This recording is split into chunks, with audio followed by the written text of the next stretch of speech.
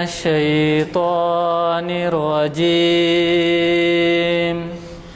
بسم الله الرحمن الرحيم ألم تر كيف فعل ربك بأصحاب الفيل ألم يجعل كيدهم في تضليل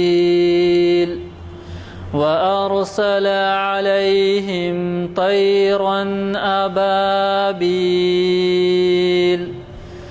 ترميهم بحجارة من سجيل فجعلهم كعصف مأكول صدق اللہ العظیم۔ السلام علیکم حضرات، جیسے کہ آپ واقف ہیں، آج اعلامیہ نمبر 417 کا چوتھا آئٹم بعنوان سرمایہ دارانہ نظام کی ناکامی اور اسلام ایک متبادل، حافظ محمد رشاد الدین صاحب ہمیں مخاطب کر رہے ہیں کانفرنس ہال جامع مسجد عالیہ گن فاؤنڈری کے 430ویں شریعت انفارمیشن سروس کی نشست میں۔ میں نے آپ سے پہلے ہی کہا ہے کہ ہمارے جو مقررین ہوتے ہیں وہ بہت ہی سوچے سمجھے عنوانات دیتے ہیں، اور اللہ کے فضل سے آج ہمارا عنوان اس قسم کا ہے کہ جو شاید حالات کے اعتبار سے بہت ہی معلومات آفری ہوگا۔ اس نشست کی ابتدا قاری تبارک حسین صاحب کی قرات سے ہوئی، اور میں غلام یزدانی خادم محفل آپ کی خدمت میں عرض کر رہا ہوں۔ میں یہ مناسب سمجھوں گا کہ بلا کسی مزید تاخیر کے، کیونکہ تاخیر بھی ہو چکی ہے اور ان کو کور کرنا ہے، لہذا یہ گزارش ہے کہ وہ شہ نشین پر تشریف لائیں اور ہمیں مخاطب فرمائیں۔ نحمده ونصلي على رسوله الأمين، أما بعد فأعوذ بالله السميع العليم من الشيطان الرجيم، بسم الله الرحمن الرحيم، وَلَقَدْ مَكَّنَّاكُمْ فِي الْأَرْضِ وَجَعَلْنَا لَكُمْ فِيهَا مَعَايِشَ قَلِيلًا مَا تَشْكُرُونَ۔ وقال سبحانه وتعالى وَلَا تَنْسَ نَصِيبَكَ مِنَ الدُّنْيَا وَأَحْسِنْ كَمَا أَحْسَنَ اللَّهُ إِلَيْكَ وَلَا تَبْغِ الْفَسَادَ فِي الْأَرْضِ ان اللہ لا يحب المفسدین۔ صدق اللہ العظیم۔ تعریف تمام اللہ رب العالمین کے لیے، درود و سلام نبی آخر الزمان محمد عربی صلی اللہ علیہ وسلم پر۔ محترم جناب یزدانی صاحب اور معزز سامعین، نظام معیشت ایک ایسا موضوع ہے جس کے اوپر ہر دور میں گفتگو ہوتی رہی، اس لیے کہ انسان کی بنیادی ضرورت کی چیزوں میں سے ایک ایسا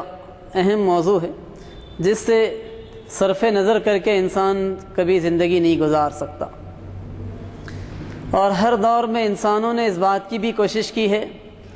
کہ انسان اپنی عقل کے مطابق، اپنے فہم و بصیرت کے مطابق معیشت کے نظام کو بہتر سے بہتر بنانے کی کوشش کرتا رہے۔ ایک طرف وہ انسانی گروہ نظر آتے ہیں جنہوں نے خدائی اور الہی ہدایات سے بے نیاز ہو کر ایک نظام معیشت دنیا کے سامنے پیش کرنے کی کوشش کی، اور ایک طرف وہ نظام ہے جو انبیاء علیہ السلام نے الہی ہدایات کی روشنی میں انسانوں کے سامنے پیش کرنے کا کام کیا۔ اگر ہم جائزہ لے کر دیکھتے ہیں تو معلوم ہوتا ہے کہ خاص طور پر 20ویں صدی کے اندر دو نظام ایسے تھے جن کے درمیان ایک زبردست قسم کی کشمکش کا دور تھا۔ ایک وہ نظام جسے دنیا کمیونسٹ نظام کے نام سے جس سے متعارف ہوئی، انہوں نے اپنا جو معاشی نقطہ نظر دنیا کے سامنے پیش کیا تھا، وہ نقطہ نظر اپنے سامنے بڑے اچھے مقاصد ضرور رکھتا تھا، سوچ اچھی تھی، فکر اچھی تھی، لیکن جس طریقہ کار کو انہوں نے اختیار کیا تھا وہ طریقہ کار انتہائی غیر فطری تھا۔ وہ طریقہ کار تھا جو انسانی فطرت کے ساتھ کشمکش کی راہ پر انسانی گروہوں کو ڈالنے والا تھا۔ کارل مارکس، اسٹالن، لینن، ان لوگوں کی غور و فکر کے نتیجے میں اور ان کی کوششوں کے نتیجے میں یہ نظام جو کہ رشیا کے اوپر عملاً اس نے حکمرانی کی ایک اچھا خاصا طویل عرصہ، انہوں نے جو نظریہ عملاً دنیا کے سامنے پیش کیا تھا وہ یہ کہ فرد کے پاس ملکیت کا کوئی تصور نہیں ہوگا، فرد کی پراپرٹی کا کوئی تصور نہیں ہوگا، انسان کوشش کرے، محنت کرے اور حکومت اس کی بنیادی ضروریات کو پورا کرنے کی ذمہ داری لے گی،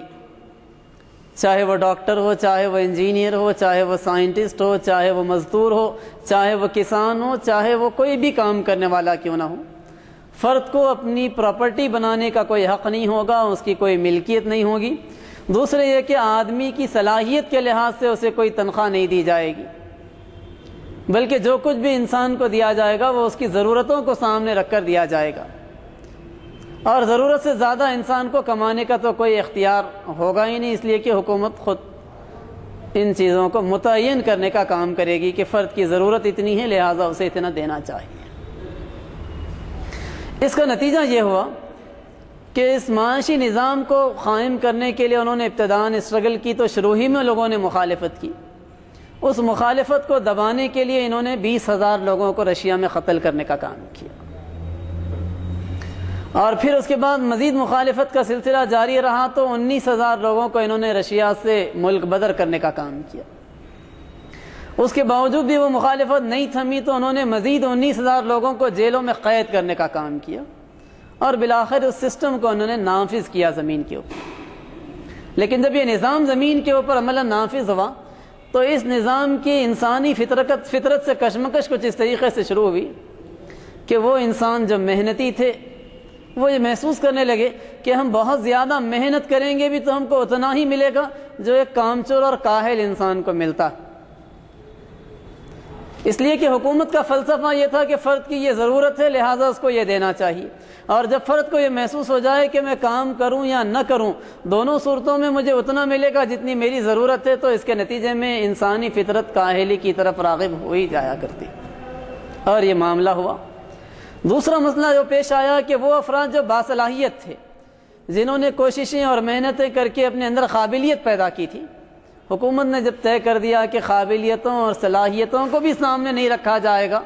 ان کو بھی نظر انداز کر کے صرف فرد کی ضرورت ہی کو بنیاد بنایا جائے گا، تو پھر نئی نسلیں یہ سوچنے لگی کہ ہم کو محنت کر کے قابلیت و صلاحیت پیدا کرنے کی آخر کیا ضرورت ہے، جبکہ اس قابلیت و صلاحیت کا ہم کو کوئی انعام نہیں ملنے والا ہے، اس کے نتیجے میں کوئی انکریجمنٹ ہم کو نہیں ملنے والا ہے، اس کے نتیجے میں کوئی فائدہ ہم کو نہیں ملنے والا۔ گویا انہوں نے فرد کی شخصیت کو پوری طریقے سے کرش کرنے کی کوشش کی، پوری طریقے سے پیس ڈالنے کی کوشش کی، اور مجموعی طور پر انہوں نے قوم کی ضرورت کو مد نظر رکھا، پیش نظر رکھا، اور کوشش اس بات کی کہ معاشرے سے غربت مٹ جائے، اس کا خاتمہ ہو جائے، اور اس کا طریقہ کار یہی ہوگا کہ انسانوں کی ساری ضرورت کو پورا کرنے کے لیے حکومت کام کرے گی، اور حکومت ہی کی یہ ذمہ داری ہوگی کہ لوگوں کی ضروریات کو پیش نظر رکھتے ہوئے وہ کام کرے۔ اس نظریے کو نافذ تو اس طریقے سے بالجبر کیا گیا، لیکن عملاً ایک مرحلہ وہ آیا جبکہ انہوں نے محسوس کیا کہ مجموعی طور پر قوم کی پروڈکشن کیپیسٹی میں کمی آنے لگی، باصلاحیت افراد بھی محنت کرنے سے جی چرانے لگے، وہ انسان کا اندرونی جذبہ جو محنت کرنے پر اسے ابھارتا ہے وہ جذبہ بھی مان پڑنے لگا ہے اس فلسفے کے نتیجے میں، اور بالآخر یہ ہوا کہ آہستہ آہستہ ان کی معیشت کو زوال آیا، اور ایک مرحلہ وہ ہوا جبکہ رشیا ٹکڑے ٹکڑے ہو گیا۔ دنیا کی دوسری بڑی سپر پاور انسان کے بنائے ہوئے نظریے کی بنیاد پر بہت طویل عرصہ نہیں ٹھہر سکی، اور بالآخر وہ دن آیا جبکہ میخائیل گورباچوف جو کہ رشیا کے آخری سربراہ تھے، ان کو واشنگٹن یونیورسٹی کے اندر کھڑے ہو کر یہ تقریر کرتے ہوئے کہنا پڑا کہ ہمارے اس کمیونسٹ نظام کا آغاز خدا کے انکار پر ہوا تھا، لیکن آج جب کہ رشیا کے اندر کمیونزم کا اختتام ہو رہا ہے تو ہم اس بات پر مجبور ہیں کہ خدا کا اقرار کریں۔ انہیں محسوس ہو گیا کہ وہ نظریہ جو انسان نے اپنی عقل کو لڑا کر، اپنی فکر اور اپنی محدود اور علم اور اپنے لمیٹڈ نالج کی بنیاد پر بنایا تھا، وہ نظریہ بالآخر ناکام ہو گیا۔ وہ نظریہ انسانی دنیا کے پرابلمز کو فیس نہیں کر سکا، ان چیلنجز کو فیس نہیں کر سکا۔ دوسرا وہ نظریہ جو زمین کے اوپر اس نظریے سے بالکل کشمکش کرنے کے لیے تیار کھڑا تھا اور اس کی کشمکش ہوتی رہی، اور جس کا علمبردار دنیا کی دوسری بڑی طاقت کی شکل میں امریکہ تھا، وہ کیپٹلسٹ سسٹم یا سرمایہ دارانہ نظام۔ اس کمیونسٹ نظام کے بالمقابل سرمایہ دارانہ نظام کے اندر فرد کو پراپرٹی بنانے کا پورا حق، ملکیت کو وہاں تسلیم کیا جاتا، اور وہ نظریہ جو کہ عملاً دنیا کے ایک بہت بڑے حصے کے اوپر حکمرانی کر رہا ہے، اس نظریے نے فرد کو کمانے کی پوری آزادی دی۔ اور پھر اس کے ساتھ ساتھ اس نظریے کے اندر اس بات کی پوری آزادی ہے کہ انسان اپنے بینک بیلنس میں، اپنی پراپرٹی میں اضافہ کرتا رہے، اس بات کی بھی پوری آزادی ہے، اور انسانی ذہن کو اس طریقے سے مولڈ کرنے کا کام کرتا ہے کہ انسان یہ سوچتا ہے کہ میں نے جو کچھ کمایا ہے اپنی محنت سے کمایا ہے، اپنی صلاحیتوں کی بنیاد پر کمایا ہے، تو کیوں میں اس میں سے کسی کا حق نکالنے کی بات سنوں، میں کیوں اس میں سے کسی پر خرچ کروں۔ اس کی مثال اس دریا کی سی ہوتی ہے جو کوشش کرتا ہے کہ اپنے اطراف کی ساری ندیوں اور نالیوں کو اپنے اندر ہضم کر لے، اور اطراف کے پورے چشمے سوکھ جائیں اور پورا کا پورا معاملہ یہ ہو جائے کہ میں ایک بڑے دریا کے اندر تبدیل ہو کر رہ جاؤں، پیسے سے مزید پیسہ بناؤں، پیسے میں مزید اضافہ ہوتا چلا جائے، اور پھر اس سودی معیشت کی بنیاد پر جس پر یہ نظریہ قائم تھا، اس میں معاملہ یہ ہوتا ہے کہ پیسہ کانسنٹریٹ چند ہاتھوں میں ہوتا چلا جاتا، دنیا کی جو دولت ہے وہ کھنچتی جاتی ہے اور پھر غریبوں کے ہاتھوں سے نکل کر چند ہاتھوں میں مرکوز ہوتی۔ نتیجہ اس نظریے کی بنیاد پر چلنے والی حکومتوں کا اور وہاں کی معیشتوں کا جو ہوا بالآخر وہ اس طریقے سے سامنے آیا کہ دنیا کی جو دولت ہے اس کا 45% حصہ دنیا کے 535 لوگوں کے ہاتھوں میں آ گیا۔ گویا تقریباً آدھی دنیا کی دولت کو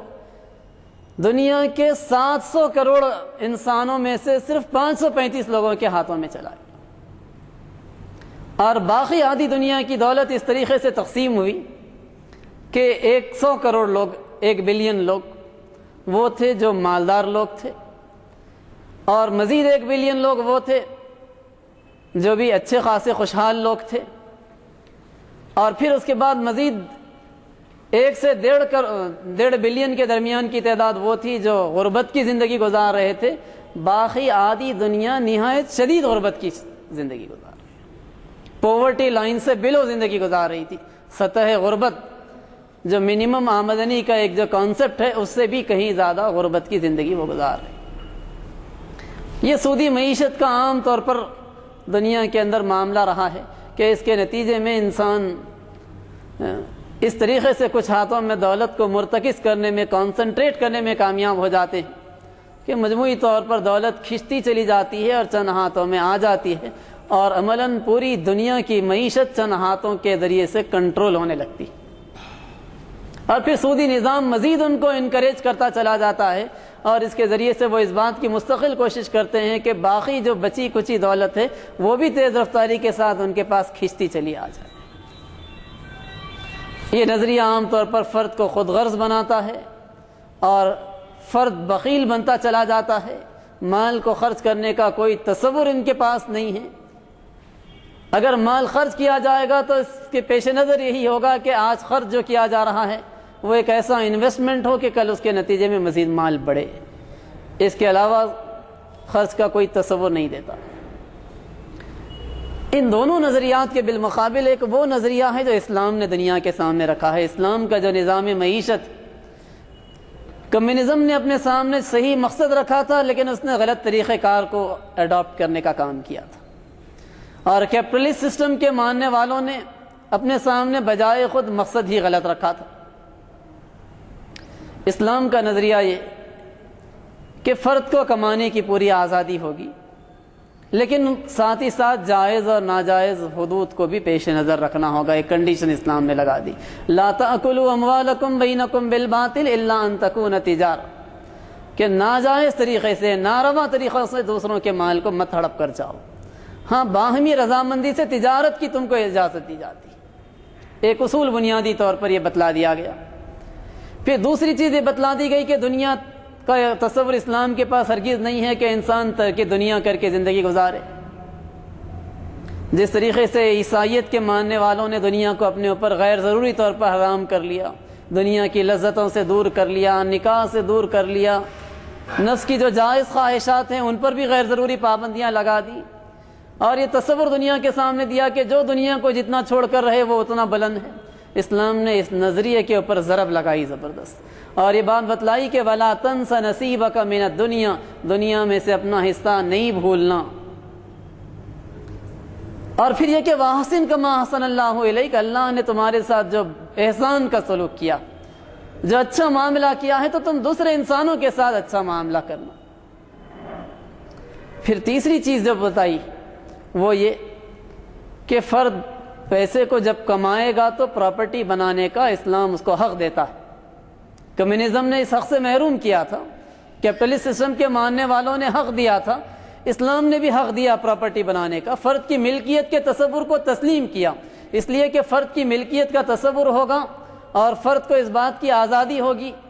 کہ وہ جو کمائے اس میں سے کچھ سیو کرے۔ تو اسلام اس فطری جذبے کو، اس کے خلاف نہیں کھڑا ہونا چاہتا، لیکن ساتھ ہی ساتھ چوتھی چیز یہ بھی بتلائی کہ مال کو سینت سینت کر رکھنا، اسے گن گن کر مستقل رکھنا، اس کو جمع کرنا، اس میں اضافے ہی کی فکر کرتے رہنا اور اسے نہیں خرچ کرنا، یہ خدا کے نزدیک ناپسندیدہ۔ خدا نے تمہاری ضرورت سے زائد جو مال دیا ہے اس مال کو تم خرچ کرو، تمہاری ضرورت جو ہے اسے تمہیں پورا کرنا چاہیے، اس کا پورا کرنا تمہاری ذمہ داری ہے۔ بلکہ یہاں تک بات بتلائی گئی کہ اللہ کی جانب سے نماز، روزے، زکوٰۃ وغیرہ کی شکل میں جو فرائض عائد کیے گئے ہیں، ان فرائض کے بعد جو فریضہ ایک بندے کے اوپر ہے وہ یہ کہ حلال کمائی کمانے کے لیے جد و جہد کرے، یہ بات بتلائی۔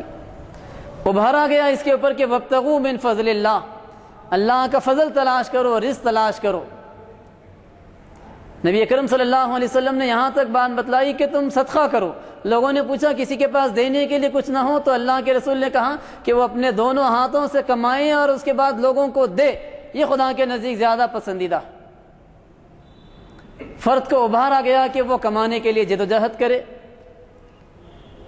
اور کمانے کے معاملے میں ہرگز یہ نہ سمجھے کہ خدا کو کمانا ناپسند۔ ہاں خدا کے نزدیک یہ ناپسند ہے کہ انسان کو اگر اللہ تعالیٰ نے اس کی ضرورت سے زائد دیا ہے تو پھر اس میں وہ بخیلی کی روش کو اختیار کرے۔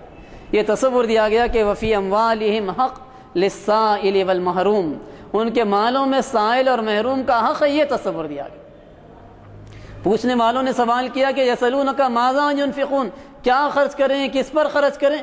تو وہ بھی بتلا دیا گیا کہ قل ما انفقتم من خیر فللوالدین والاقربین والیتامی والمساکین وابن السبیل، دیکھو جو کچھ بھی تم خرچ کرو گے وہ سب سے پہلے والدین کے اوپر ہو، پھر قریبی رشتہ داروں کے اوپر ہو، پھر یتیموں، مسکینوں، مسافروں،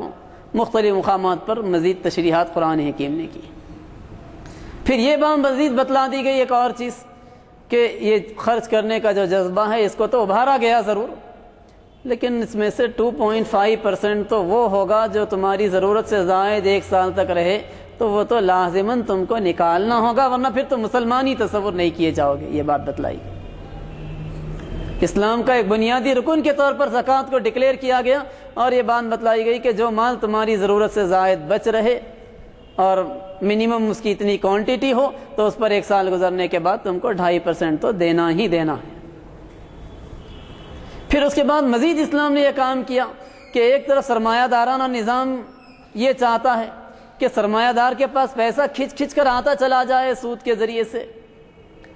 اسلام چاہتا ہے کہ یہاں سے مختلف ندیاں اور نالے نکلیں اور اس دریا کے ذریعے سے دوسروں کو فائدہ پہنچے، بالکل الٹا تصور دیتا۔ وہ چاہتے ہیں کہ اطراف کے ندی نالوں کو اپنے اوپر اندر ہضم کر لیں اور خود پھیلتے چلے جائیں۔ اسلام یہ چاہتا ہے کہ تمہارے پاس جو جمع ہو گیا ہے اس کو تم پھیلانے کا کام کرو، اس سے دوسروں کی آبیاری کا کام، دوسروں کی ضرورتوں کے پورا ہونے کا اس کے ذریعے سے کام، اور اس کے مختلف طریقے بتائے۔ زکوٰۃ ایک طریقہ اس کا بتلایا گیا، انفاق کے جذبے کو ابھارا گیا، یہ بات بتلائی گئی کہ وَمَا تُنْفِقُوا مِنْ خَيْرٍ يُوَفَّ إِلَيْكُمْ وَأَنْتُمْ لَا تُظْلَمُونَ، جو مال تم خرچ کرو گے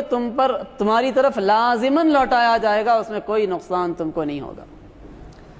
اور تجربہ دنیا میں لوگوں کا یہ بتاتا ہے کہ دنیا میں بھی لوٹایا جاتا ہے اور آخرت میں بھی انشاءاللہ ضرور لوٹایا جائے گا۔ مال کے خرچ کرنے کے بارے میں ایک تصور سرمایہ دارانہ نظام کا ہے کہ مال خرچ کریں گے تو مال میں کمی آئے گی۔ اسلام کا تصور یہ ہے کہ مال خرچ کرو گے تو مال میں اضافہ ہوگا۔ انسانی عقل کو بظاہر تصور نہیں سمجھ میں آتا، لیکن اسلام نے بالکل الٹا تصور دیا ہے سرمایہ دارانہ نظام کے بارے میں۔ ان کا سمجھنا یہ ہے، ماننا یہ ہے کہ سود کے لینے سے مال میں اضافہ ہوتا ہے۔ اسلام کہتا ہے سود کے لینے سے مال میں اضافہ نہیں، کمی ہوتی ہے۔ ان کا یہ ماننا ہے کہ زکوٰۃ دیں گے، مال خرچ کریں گے تو کمی ہوگی۔ اسلام کہتا ہے کہ زکوٰۃ دو گے تو مال میں اللہ تعالیٰ اضافہ کرے گا، تمہارے مال میں برکت دے گا، حادثات سے محفوظ رکھے گا، بلاؤں کو اس کے نتیجے میں ٹالنے کا کام کرے گا، اور مجموعی طور پر تمہاری سوسائٹی کے اندر اس کے نتیجے میں وہ برکت عطا کرے گا کہ سوسائٹی کے اندر خوشحالی آئے گی، لوگوں کے معاشی مسائل اللہ تعالیٰ اس کے نتیجے میں حل کرے گا۔ اور ہم دیکھتے ہیں اس کا چھوٹا سا تجربہ کہ رمضان کے مہینے میں امت کے افراد کا ایک بہت ہی قلیل حصہ ہے جو زکوٰۃ نکالتا ہے کیلکولیٹ کر کے پوری، لیکن اس کے نتیجے میں بھی مجموعی طور پر امت کے اندر خوشحالی کی جو کیفیت اس مہینے میں نظر آتی ہے وہ ہمارے سامنے ہے، نگاہوں کے سامنے۔ اگر یہی چیز اگر پلانڈ انداز میں ہو تو اس کے نتیجے میں بڑی تبدیلی ہو سکتی۔ تجزیہ کرنے والوں نے بامبے کا انالیسس کیا اور صرف ان لوگوں کا انالیسس کیا جن کی زکوٰۃ کم سے کم 50,000 نکلا کرتی ہے اور 2 کروڑ کے درمیان میں، 50,000 سے 2 کروڑ۔ تو ان کا یہ کہنا ہے کہ ہمارے پاس جو لوگ زکوٰۃ دیا کرتے ہیں میکسیمم وہ ان پلانڈ ہے، اجتماعی جمع اور خرچ کا کوئی تصور نہیں۔ زکوٰۃ کا تقریباً 30% حصہ وہ ہے جو یتیم خانوں اور دینی مدارس پر صرف ہوتا ہے۔ زکوٰۃ کا تقریباً 20% حصہ وہ ہے جو سوشل سروس کے کاموں پر، خدمت خلق کے کاموں پر دیا جاتا ہے،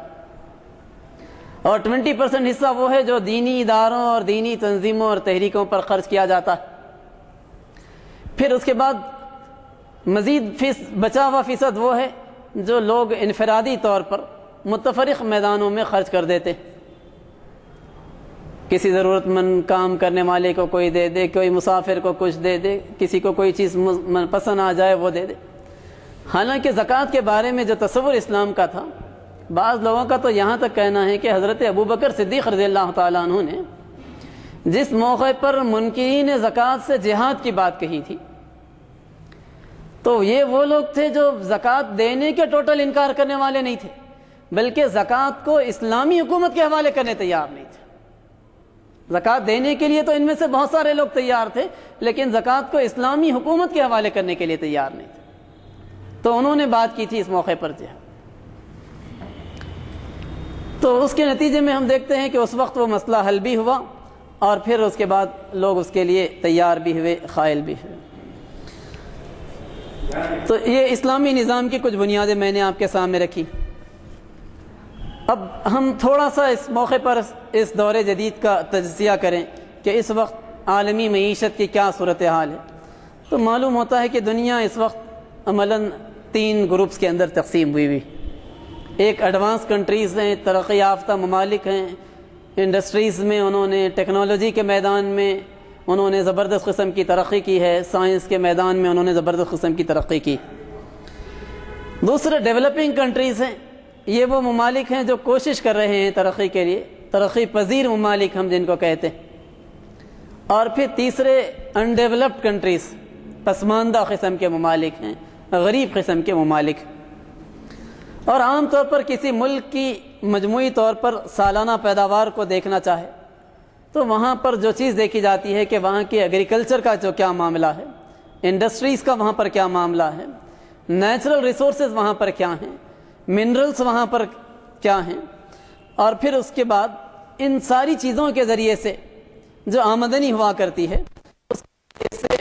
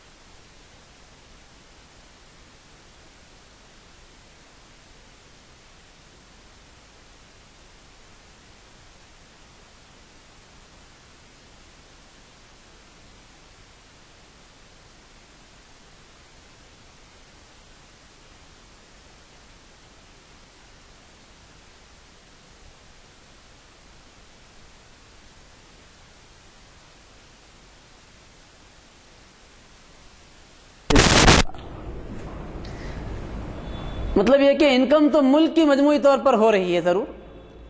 لیکن اس معاشی ترقی کا فائدہ عام طور پر چند محدود لوگوں تک محدود ہے، چند لمیٹڈ ہاتھوں کے اندر ہے۔ اس کا فائدہ سارے عوام کو نہیں ہو پا رہا ہے، ساری انسانی آبادی اس ترقی سے مستفید ہونے میں کامیاب نہیں۔ امریکہ کی سپرمیسی عملاً ہم دیکھتے ہیں کہ رشیا کے زوال کے بعد 1991 کے اندر وہاں سے امریکہ عملاً دنیا کا سپر پاور بن گیا اور واحد سپر پاور کی حیثیت میں وہ سامنے آیا، اور پھر وہاں کے جو نیچرل ریسورسز ہیں اور وہاں کی جو معاشی ترقی ہوئی ہے، وہاں کی جو فوجی قوت ہے، عصری ٹیکنالوجی کا استعمال ہے، یہ ساری چیزیں ایسی رہی جس نے بڑی تیز رفتاری کے ساتھ اقوام عالم کو اس بات کے لیے مجبور کر دیا کہ وہ امریکہ کے آگے گھٹنے ٹیک دیں۔ عملاً یہ معاملہ ہوا دنیا کا، اور پھر جس رفتار کے ساتھ انہوں نے ترقی کیا آپ اس کا اندازہ کیجئے کہ عراق سے جنگ ہوتی ہے تو عملاً ٹوٹلی ایک سیٹلائٹ وار لڑنے کا انہوں نے کام کیا۔ نیو یارک میں بیٹھے ہوئے ہیں کمپیوٹرز کے اوپر اور وہاں سے بیٹھ کر جنگ لڑ رہے، اور B-52 جن طیاروں کو ان لوگوں نے استعمال کیا تھا بمباری کے لیے، ان طیاروں کا معاملہ یہ تھا کہ تقریباً 19,000 کلومیٹر دور کیوبا سے وہ طیارے وہاں سے اڑان بھر رہے تھے اور جا کر ٹارگٹس پر بمباری کر کے واپس آیا کرتے تھے۔ گویا اتنی تیز رفتار ترقی دنیا کے ایک ملک نے کی تھی، اور اس ترقی کے نتیجے میں اس کو جو فوائد حاصل ہونا تھا وہ فوائد اس کے حاصل۔ اور دوسری طرف دنیا میں جن لوگوں نے جد و جہد نہیں کی، اسٹرگل نہیں کیا، وہ لوگ غربت کا شکار ہوئے۔ امت مسلموں کا بھی یہی معاملہ ہوا کہ 16ویں صدی عیسوی تک تو مسلمان عملاً دنیا کے امام بنے ہوئے تھے، دنیا کی لیڈرشپ مسلمانوں کے ہاتھوں میں تھی، علم کے میدان میں لیڈ کر رہے تھے، معیشت کے میدان میں لیڈ کر رہے تھے، دنیا کے بہت سارے ممالک امت کے کنٹرول میں تھے، مختلف نئی نئی تحقیقات مسلمانوں نے کی تھی، سائنس اور ٹیکنالوجی کے کئی اہم ایجادات مسلمانوں نے دنیا کو دیے تھے، لیکن سستی، کاہلی، لاپرواہی، محنت کا نہیں کرنا، جی چرانا، یہ چیزیں آہستہ آہستہ جب امت کے اوپر غالب ہوئی، نتیجہ یہ نکلا کہ مسلمان علم کے میدان میں پیچھے ہٹے، اور پھر جیسے علم کے میدان میں پیچھے ہوئے، معیشت کے میدان میں، سیاست کے میدان میں، زندگی کے ہر میدان میں انحطاط کا شکار ہو۔ بڑی تیز رفتاری کے ساتھ مسلمانوں کا زوال دنیا کے بیشتر حصوں میں ہو گیا، اور پھر اس پوزیشن میں آ گئے کہ عملاً دنیا کے اندر ان کے پاس 50-60 ممالک باقی رہے جہاں کی کیفیت یہ ہوئی کہ زمین کے اندر نیچرل ریسورسز پائے جاتے ہیں، معدنیات پائی جاتی، لیکن بے بسی کی یہ کیفیت ہے کہ زمین کے اندر پیٹرول ہے لیکن پروسیسنگ کرنے کی پوزیشن میں نہیں ہے، اتنی صلاحیت و قابلیت نہیں ہے کہ امریکن اور یورپین کنٹریز کے بغیر وہ زمین سے پیٹرول کو نکال سکے، پروسیسنگ کرنے کے قابل بن سکے، ان کی زمین کے اندر جو قیمتی معدنیات ہیں ان کا صحیح طور پر استعمال کر سکے۔ اب دوسری طرف جب مغرب نے اس صورتحال کو محسوس کیا تو انہوں نے غریب ممالک کو مختلف طریقوں سے ایکسپلائٹ کرنا شروع کیا۔ جہاں جہاں انہوں نے محسوس کیا کہ زمین کے اندر نیچرل ریسورسز پائے جاتے ہیں وہاں پر انہوں نے قبضوں کا پروگرام بنایا، اور اس کے لیے مختلف طریقے انہوں نے اختیار کیے۔ اس میں سے ایک طریقہ ملٹی نیشنل کمپنیز کی شکل میں تھا۔ بظاہر تو ملٹی نیشنل کمپنیز جہاں جہاں گئی وہاں کا ایک فائدہ تو ہوا کہ وہاں لوکل عوام کو اس کے نتیجے میں روزگار فراہم ہوا، جابز بڑی آسانی کے ساتھ ملے، پرکشش قسم کی تنخواہیں وہاں کے لوگوں کو آفر کی گئی، تیز رفتار کام کرنے کا کلچر انہوں نے ڈیولپ کیا، شدید مشقت و محنت کرنے اور اپنے ٹارگٹس کو اپنے دیے ہوئے ٹائم کے اندر کمپلیٹ کرنے کا رجحان انہوں نے پیدا کیا۔ یہ سارے پازیٹیو ایسپیکٹ ہے جس کے نتیجے میں ان کمپنیز نے بڑی تیزی کے ساتھ اپنے ڈومینیشن کو دنیا پر بڑھانے کا کام کیا، اور پھر اس کے بعد نتیجہ یہ ہوا کہ آہستہ آہستہ لوگ ان کی طرف جو راغب ہوئے تو ان ملٹی نیشنل کمپنیز نے ساتھ ساتھ اپنے کلچر کو بھی فروغ دیا۔ انہوں نے جس قسم کے کلچر کو فروغ دیا وہ کلچر عملاً اس قسم کا تھا کہ وہ چاہتے تھے کہ دنیا کی معیشت کے اوپر قابض ہو جائیں، اور معیشت پر قابض ہونے کے لیے انہوں نے بہت لانگ ٹرم پلاننگ، اچھی پلاننگ اور اچھی سروسز کے ساتھ لوگوں کے پاس وہ آئے۔ کسی ملک کے اندر آسانی کے ساتھ ایگریمنٹس کرنے میں کامیاب ہو گئے تو کامیابی انہوں نے حاصل کر لی، ایگریمنٹس کر لیے۔ کسی جگہ پر کامیابی نہیں مل سکی تو کبھی ورلڈ بینک کا سہارا لیا، کبھی ورلڈ ٹریڈ آرگنائزیشن کا انہوں نے سہارا لیا، اور ان کے ذریعے سے ان ممالک کی معاشی ترقی میں سپورٹ کرنے کے بہانے کے ذریعے سے وہ وہاں انٹر ہوئے۔ اور کوئی ملک زیادہ ہی اس معاملے میں جرأت مند نکلا اور ان کی انٹری کو انہوں نے پسند نہیں کیا تو وہاں پر انہوں نے تباہیاں مچانے کا کام کیا۔ مثال کے طور پر زمبابوے دنیا کے نقشے پر ایک غریب ملک پایا جاتا ہے۔ زمبابوے کے عوام اپنی غربت کی وجہ سے بہت ساری پریشانیوں کا شکار، اور اس کے اندر ایک مسئلہ خاص طور پر یہ تھا کہ دواؤں کے معاملے میں یہ لوگ ڈیپینڈ تھے امریکہ اور بعض یورپین کنٹریز۔ ایک مرحلہ وہ آیا جب کہ زمبابوے کے سائنسدانوں نے کچھ کوششیں کی اور پھر اس کے بعد ایک دوا انہوں نے بنانے میں کامیابی حاصل کی بچوں کے لیے، اور جب وہ دوا انہوں نے تیار کرنے میں کامیابی حاصل کی تو پھر امریکہ کو اس کا آرڈر ملنا بند ہو گیا۔ نتیجہ یہ ہوا کہ ان کو اچھی خاصی معاشی ضرب لگی، تو انہوں نے کہا کہ اگر تم یہ دوا ہم سے نہیں خریدو گے تو وہ بہت ساری دوائیں جو تمہاری ضرورت ہے اور تم نہیں بنا سکتے ہم وہ بھی سپلائی بند کر دیں گے۔ لیکن زمبابوے کے غیور حکمرانوں نے کہا کہ جو چیز ہم بنانے کی پوزیشن میں کیوں غیر ضروری آپ سے خریدیں، تو انہوں نے ان کا اس طریقے سے بائیکاٹ کیا کہ بچوں کو فراہم کی جانے والی دوسری بہت ساری دوائیں بند کی، جس کے نتیجے میں ہزاروں بچے زمبابوے کے اندر موت کے منہ میں پہنچ گئے۔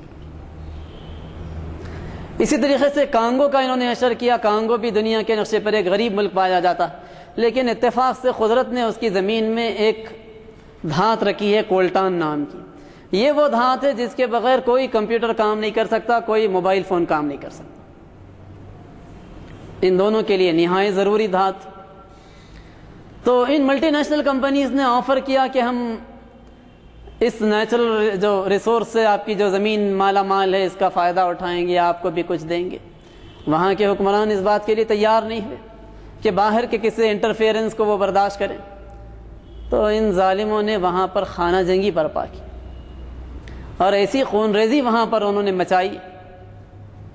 کہ پوری کی پوری معیشت کو انہوں نے وہاں پر تباہ کرنے کا کام کیا۔ اور پھر جن ممالک کے اندر ان دونوں چیزوں میں بھی کامیاب نہیں ہوئے وہ، تو وہاں پر انہوں نے تو راست فوجی بمباری کرنے کا کام کیا، راست بمباری کی اور فوجی مداخلت راست انہوں نے کی، اور اس کے ذریعے سے ممالک کے اوپر اپنی جارحانہ پالیسیز کے ذریعے سے انہوں نے بڑی تیز رفتاری کے ساتھ ان کو نقصان پہنچانے کا کام کیا۔ لیکن ہم دیکھتے ہیں کہ ان سارے حربوں کے باوجود بہرحال یہ انسان کا اپنا بنایا ہوا نظام، وہ نظام جو انسانی عقل کی پیداوار ہے، وہ نظام کولیپس ہونے کے قریب پہنچ چکا ہے، اور اس طریقے سے کولیپس ہونے کے قریب پہنچ چکا ہے کہ 2009 میں جو ریسیشن کی کیفیت پیدا ہوئی دنیا کے اندر، بڑی تیز رفتاری کے ساتھ بینک دیوالیاں ہونے لگے۔ صرف اس ایک سال میں امریکہ میں 19 بڑے بڑے بینک ایسے تھے جن کا دیوالیہ نکل گیا۔ کئی مقامات پر ان بینکوں نے جو کارروائیاں کی تھی وہ یہ کہ اپنی آمدنی کو بڑھانے کے لیے لوگوں کو انہوں نے قرضوں کی پیشکش کی، سودی قرضوں کی پیشکش انہوں نے کی تو عوام کو انہوں نے للچایا، پرسنل لون کے نام سے، وہیکل لون کے نام سے، ہاؤس لون کے نام سے، ایجوکیشن لون کے نام سے، مختلف ناموں سے للچایا اور لوگوں کو کریڈٹ کارڈز کے آفرز پیش کیے۔ نتیجہ یہ ہوا کہ اتنی تیز رفتاری کے ساتھ امریکہ میں لوگوں نے کریڈٹ کارڈز لیے کہ اوسطاً ایک امریکن کے پاس 12 کریڈٹ کارڈز ہو گئے اور اس کے اوپر وہ قرضے لیتے چلے گئے۔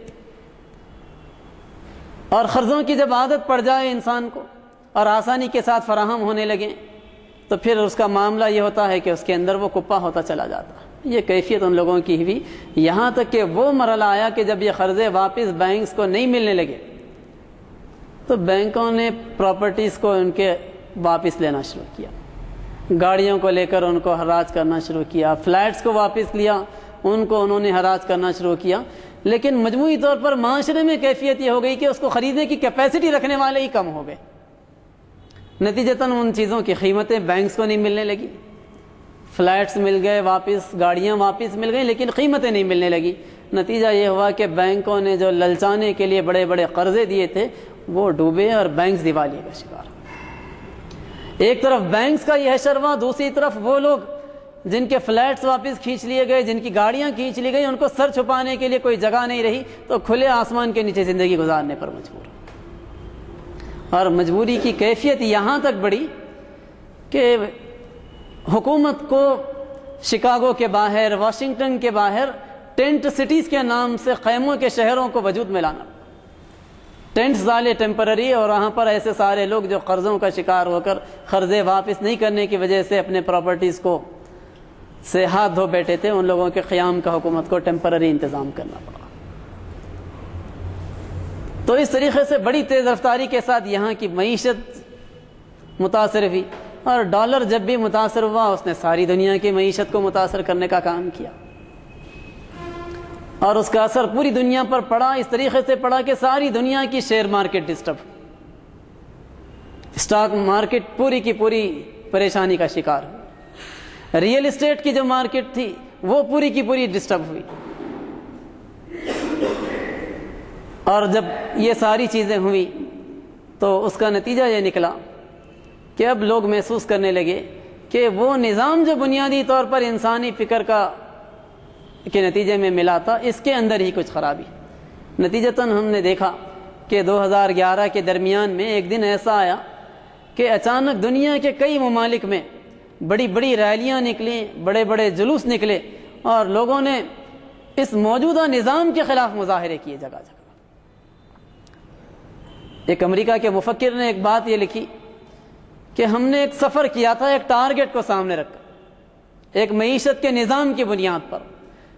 لیکن اب اس موقع پر میں یہ محسوس کر رہا ہوں کہ ہماری سمت سفر غلط تھی، ہم جس منزل پر پہنچے وہ منزل غلط تھی،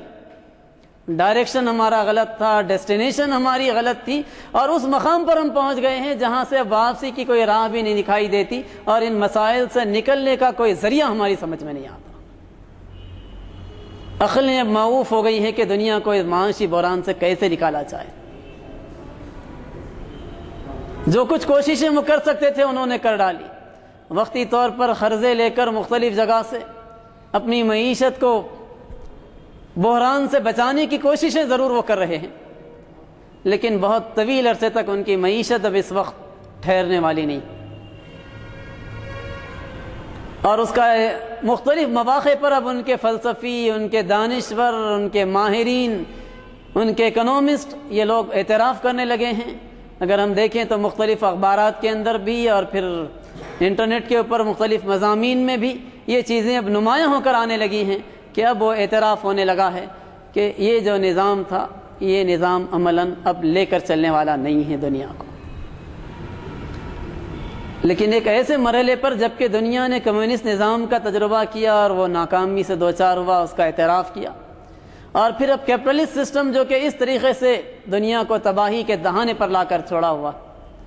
تو یہ وہ مرحلہ ہے جبکہ امت مسلمہ کے پاس جو الٹرنیٹ اسلام کا نظام معیشت ہے اس نظام معیشت کو دنیا کے سامنے پیش کرنے کی ضرورت ہے۔ لیکن ایک بڑا پریشان کن مرحلہ بہرحال امت مسلمہ کے افراد کے لیے بھی ہے کہ دنیا اس وقت معاشی بحران کا شکار ہو کر اس نظام کی خرابیوں کا اعتراف تو ضرور کرنے لگی، لیکن اسلام ایک آلٹرنیٹ اپنے پاس رکھتا ہے، اس کا کوئی تصور دنیا کے پاس اب نہیں۔ حالانکہ ایک طرف صورتحال دنیا میں یہ بھی ہے کہ وہ بینکس جو کہ اسلامی نظام معیشت کی بنیاد پر اٹھے تھے اور انہوں نے اسلامی بنیادوں کے اوپر اپنے سروسز دینے کا آغاز کیا تھا، بڑی تیز رفتاری کے ساتھ وہ پھیل رہے ہیں، ان کی تعداد میں اضافہ ہو رہا ہے، اور دنیا اس چیز کو بھی دیکھ رہی ہے کہ جہاں پر مغربی ممالک کے اندر بینکس اتنی تیز رفتاری کے ساتھ دیوالیے ہوئے، وہیں پر اسلامی بنیادوں پر بزنس کرنے والے بینکس نے انہی دنوں میں بڑی تیز رفتار ترقی کی، اور ان کی ترقی کی رفتار کے اندر ان دنوں میں اضافہ ہی ہوتا رہا ہے، کوئی کمی ان کے اندر نہیں آئی۔ دنیا کے اس شدید معاشی بحران سے وہ کسی طریقے سے بھی ڈسٹرب نہیں ہوئے۔ ایک اسلامی مفکر نے تقریباً 20ویں صدی کے نصف میں ایک تحریر لکھی تھی، اور اس تحریر میں انہوں نے یہ بات لکھی تھی کہ ایک مرحلہ وہ آئے گا جب کہ دنیا کمیونسٹ نظام کو چھوڑ دے گی، اور ایک مرحلہ وہ بھی آئے گا جب کہ سرمایہ دارانہ نظام تباہی کے دہانے پر پہنچ جائے گا، اور اس موقع پر ضرورت اس بات کی ہوگی کہ وہ لوگ جن کے ہاتھوں میں عصائے موسیٰ موجود ہے، اسلام کے ماننے والے جو اپنے پاس آلٹرنیٹ نظام معیشت رکھتے ہیں، وہ لوگ دنیا کے سامنے وہ عصائے موسیٰ کا استعمال کریں، لیکن بظاہر ایسا محسوس ہوتا ہے کہ جن کے ہاتھوں میں عصائے موسیٰ موجود ہے وہ لاٹھیوں اور رسیوں کو دیکھ کر کانپ رہے ہیں اور پریشان ہو رہے ہیں، اور ان کے پاس جو چیز موجود ہے اس چیز کی قدر و قیمت سے صحیح طور پر واقف نہیں۔ تو دنیا کے سامنے اس وقت اس معاشی بحران سے نکالنے کے لیے اسلام کو ایک آلٹرنیٹ کی حیثیت سے پیش کرنا ہمارے پاس کے جو ماہرین معاشیات ہیں ان کی بہت اہم ذمہ داری ہے، اگرچہ کہ کوششیں جاری ہیں، لیکن جس لیول پر کوششیں ہو رہی وہ کوششیں بہت ہی محدود ہیں۔ دنیا کو بحران سے نکالنے کے لیے اس وقت کوئی اور نظریہ اسلام کے بالمقابل دعویٰ لے کر بھی آگے آنے کی پوزیشن میں نہیں ہے کہ میرے پاس اس کا سلوشن ہے۔ کم سے کم کوئی دعویٰ کرنے والا موجود ہوتا ہے کہ ہم اس کا کچھ حل رکھتے ہیں، تو اس صورت میں یہ بات کہی جا سکتی تھی کہ چونکہ یہ دعویٰ کر رہے ہیں اور اس بنیاد پر کچھ آزمائش کر لی جانی چاہیے، کچھ موقع اس نظریے کے ماننے والوں کو دیا جانا چاہیے، کوئی آلٹرنیٹ نظام لے کر دنیا کے پاس آنے کے لیے بھی تیار نہیں ہے۔ لوگ اپنی بے بسی کا اعتراف کر رہے ہیں۔ اوباما یہ کہتے ہیں کہ منموہن سنگھ ایک بڑے ماہر معیشت ہیں، وہ دنیا کی رہنمائی کرنے کا کام کریں کہ دنیا اس وقت اس بحران سے کیسے نکلے۔ گویا ورلڈ کی جو سپر پاور طاقت جس کا معاملہ اب تک یہ تھا کہ دنیا کو قرضے فراہم کرتی چلی آئی تھی، دنیا کے مسائل کو حل کرنے کا دعویٰ کرتی چلی آئی تھی، وہ اپنی بے بسی کا عملاً اعتراف کرنے لگی۔ اس کے دانشور، اس کے فلسفی، اس کے مفکر، اس کے سوچنے سمجھنے والے ذہن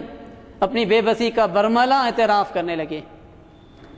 اور پھر وہیں پر تحریکات اٹھنے لگی ہیں کہ اس نظام کے بالمقابل کوئی آلٹرنیٹ چیز ہم کو چاہیے۔ تو ایسے میں امت مسلمہ کے سوچنے سمجھنے والے لوگوں کی خاص طور پر ذمہ داری کہ وہ اس اہم ذمہ داری کو پورا کرنے کے لیے آئیں، دنیا کے پاس، دنیا کے سامنے اسلام کو ایک آلٹرنیٹ سسٹم کی حیثیت میں پیش کریں، اور یہ بتلائیں کہ اسلام وہ نظریہ زندگی نہیں ہے جو صرف ایمانیات کی بات کرتا ہے، صرف عقائد اور عبادات کی حد تک محدود ہے، یا یہ کہ اس سے آگے بڑھ کر کچھ خاندانی زندگی اور معاشرتی معاملات میں رہنمائی کرتا ہے، بلکہ یہ وہ نظام زندگی ہے جو معیشت کے مسائل کو حل کرنے کی طاقت رکھتا ہے اور نظام سیاست کو صحیح بنیادوں پر چلانا سکھاتا ہے۔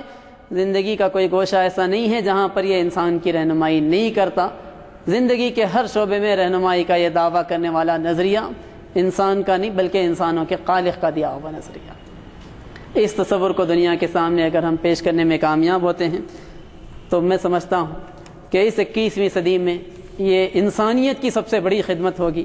اور دنیا اگر اسلام کے دامن میں اس طریقے سے آئے گی تو انسانیت کے مسائل بھی حل ہوں گے، اور لوگوں کو اپنے اسلام کے بارے میں جو رویہ ہے، جو اسلام کے بارے میں سوچ ہے، اس کے بارے میں نظر ثانی پر مجبور ہونا پڑے گا۔ میری اللہ تعالیٰ سے دعا ہے کہ اللہ تعالیٰ 6 بجے تک کی بات ہوئی تھی،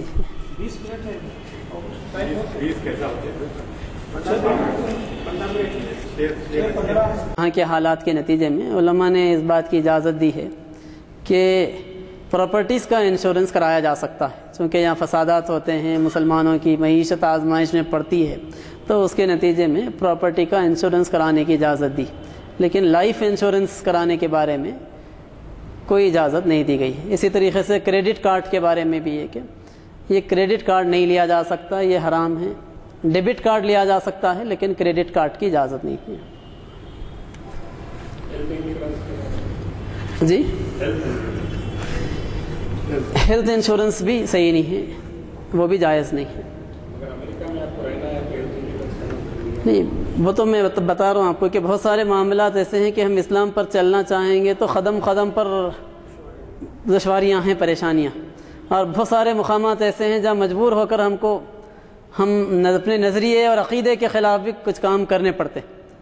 اس لیے کہ مجموعی طور پر دنیا کا سسٹم اس وقت جو چل رہا ہے وہ سسٹم انہی بنیادوں پر، تو اس کے آگے ہم کو مجبور ہو کر خاموش ہونا پڑتا ہے۔ لیکن اسلام اسی وجہ سے یہ چاہتا ہے کہ اسلام دنیا کے اندر چلتا ہوا نظام بنے، صرف عقیدے اور عبادات کی حد تک محدود ہو کر نہیں رہے، بلکہ اسلامی بنیادوں پر معیشت اور حکومت کا نظام چلے، تبھی یہ ممکن ہے کہ مسلمان اسلام پر پوری طریقے سے عمل کر سکیں،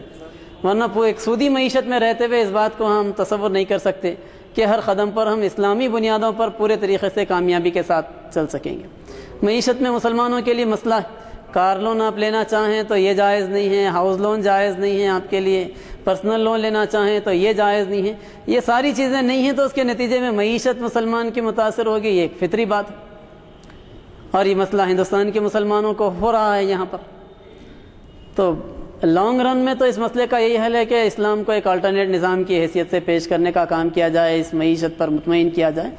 لیکن دوسرا الٹرنیٹ حل چھوٹے سطحوں پر لوگوں نے کیا ہے کہ بلا سودی سوسائٹیز کے تجربے کیے، اور جگہ جگہ چھوٹے چھوٹے سوسائٹیز بنائے گئے ہیں جن میں لوگ اپنا کچھ کنٹریبیوشن دیتے ہیں منتھلی، اور ان بنیادوں پر لوگوں کو قرضے لینے کی سہولت ہے۔ ایک تجربہ بنگلہ دیش میں کیا گیا تھا جس پر نوبل پرائز بھی ملا ان کو، لیکن وہ جو تجربہ تھا وہاں پر اس تجربے میں بھی بہرحال چھوٹی سطحوں پر صحیح لیکن سود کا انوالومنٹ تھا، ٹوٹل انٹرسٹ فری نظام نہیں تھا، پورا اسلامی بنیادوں پر نظام نہیں تھا۔ لیکن اگر یہ چھوٹے چھوٹے ہمارے پاس انٹرسٹ فری سوسائٹیز چل رہے ہیں، وہ بڑھیں اور پھر اس کے بعد عملاً ایک بینکنگ سسٹم کی وہ شکل اختیار کریں جس کے اب امکانات پیدا ہوئے ہیں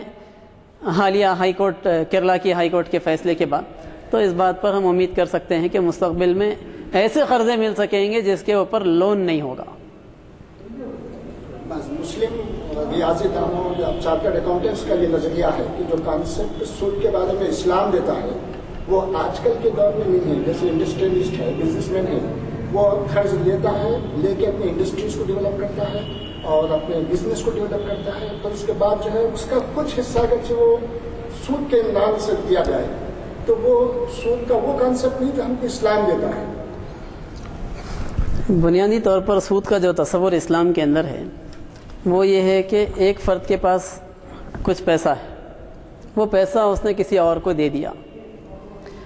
اور دینے کے بعد ایک مدت، ایک پیریڈ گزر جائے تو اس کے بعد دینے والا یہ مان کر چلتا ہے کہ مجھے اس کے اوپر کچھ ایکسٹرا ملنا ہی ملنا ہے۔ لینے والے کے بزنس میں چاہے ٹوٹل لاس ہو جائے چاہے پروفٹ ہو جائے، دونوں صورتوں میں مجھے تو ایکسٹرا ملنا ہے، اور جہاں یہ روح آ جاتی ہے اسلام اس کو ناجائز کرا دیتا ہے۔ تو اسلامی بینک اگر کام کریں گے تو وہ لوگوں کو قرضے دیں گے، اور ایسے قرضے دیں گے جو پلٹا کر ایکسٹرا اس پر لینے کا کام نہیں ہوگا،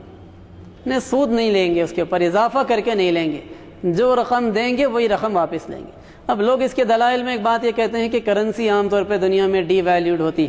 آج سے 25 سال پہلے 1 روپے میں جو چیز آتی تھی وہ آج نہیں آتی، لہذا سود دیا جانا چاہیے۔ تو اب آپ اس کو مان لیں کہ اگر کسی بینک کو یہ کہیں کہ کل کے مقابلے میں آج کرنسی کی ویلیو بڑی ہے، تو اس کا مطلب یہ ہے کہ آپ جتنا قرضہ آپ نے دیا تھا اس سے کم لینے پر تیار ہیں؟ پوچھیں، کوئی بینک اس کے لیے تیار نہیں ہوگا۔ تو اسلام یہ چاہتا ہے کہ شیئرنگ کا معاملہ ہو، پرافٹ بھی شیئر ہو، لاس بھی شیئر ہو، تو وہ بزنس کا ان بنیادوں پر جو بزنس کیا جائے گا وہ اسلام کے نزدیک جائز۔ لیکن ایک پارٹی یہ بولے کہ اس کے پیسے میں تو کسی قسم کی کمی آنا ہی نہیں چاہیے، اس میں تو جو بھی اس نے دیا ہے اس میں اضافہ ہی ہو، نقصان جو ہو سامنے والا ہی بیئر کرے، تو یہ معاملہ سود ہے۔ اگر کوئی تحت دست جو ہے بزنس مین وقت طور پر قرض لے سود پہ بینک سے،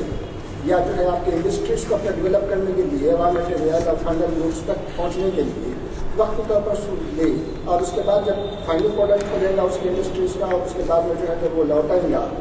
تو اس وقفے کے لیے تو بینک کی مدد معاشی طور پر ایک مدد ہی ہوگی نا۔ اصل میں بنیادی طور پر اسلام کے نظریے سے متصادم چیز ہے یہ، ٹھیک ہے۔ ہاں آپ یہ بول سکتے ہیں کہ یہاں پر ہندوستان کے حالات کے اندر مجبور ہو کر کوئی شخص لیتا ہے تو بہت ہی ناگزیر صورتوں میں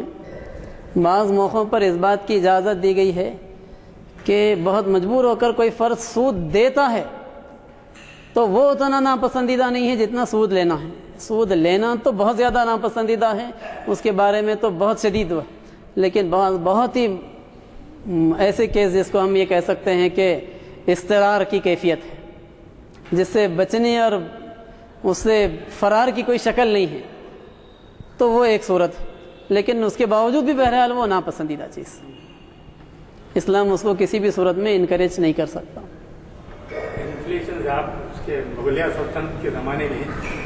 200 سال میں روپے کا 1 من گیہوں ملتا تھا، 200 سال ویسے ملتا رہا، اور اب وہ حال صحیح بات ہے۔ تو میں سمجھتا ہوں کہ اب نہیں ہو سکا۔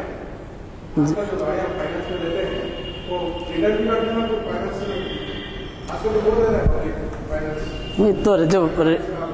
ریٹرن جو کرتے وہ ایکسٹرا دیتے نا اصلاً، تو وہی ناجائز ہے، وہ ناجائز ہے۔ کہ اس میں ایک صورت البتہ صرف جس کی اجازت دی گئی ہے وہ یہ کہ اگر کوئی ڈیلر یہ کام کرتا ہے کہ ون ٹائم پیمنٹ اور انسٹالمنٹ کے پیمنٹ میں اگر قیمت میں کچھ فرق رکھتا ہے تو اس کی اجازت دی گئی،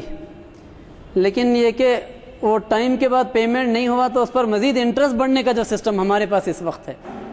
وہ ناجائز ہے۔ اور مجموعی طور پہ ہمارا پورا سسٹم وہی ہے کہ اگر کوئی آدمی ایگریمنٹ کرتا ہے کہ میں کچھ پیمنٹ اب کروں گا، باقی 2 سال کے انسٹالمنٹ، 3 سال کے انسٹالمنٹ، اور وہ نہیں پے کر سکتا تو اس کے اوپر مزید انٹرسٹ بڑھتا چلا جاتا ہے، یہ سودی